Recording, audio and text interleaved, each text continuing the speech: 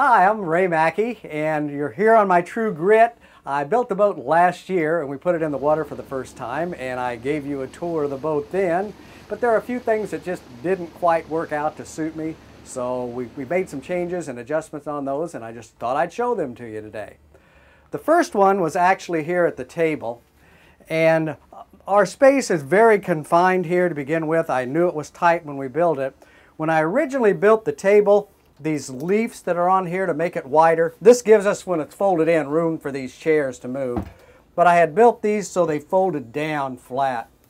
That really didn't work out because the chair couldn't pivot easily without hitting those, and we just didn't have enough room. So I decided to change those. Rather than to swing down, they now swing up. And that just allows, when we need the full table to eat or whatever, the chair arms now will swing underneath of it, which they couldn't do before. The second change was actually with the Admiral Seat here. And in all honesty, she didn't have a problem with it, but when I tried to sit over here, I did. The toe room down here in front of this seat, for me, was just a little bit tight. Whenever I was sitting here comfortably, my feet were always up against this wall, and it was bothersome. Her, not so much, but for me it was. So to solve the problem, I just literally cut a hole through here and trimmed it off. And now when I sit here, my feet can kind of protrude into the room on the other side. The third change had to do with my windlass here, which is the electric winch that pulls the anchor up and down. Originally, I had installed this bracket just flat on this deck.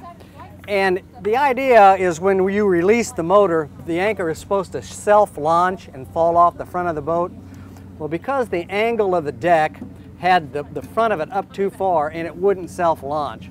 Also, I found out that it was too close to the bow, and when the anchor swung around as it would come up, from time to time it would hit, and you can see dents and scratches in the bow, it would actually hit that.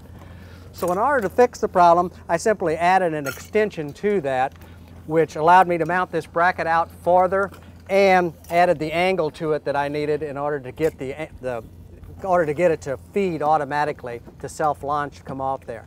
It's a learning process always with these boats, but it's a lot of fun too.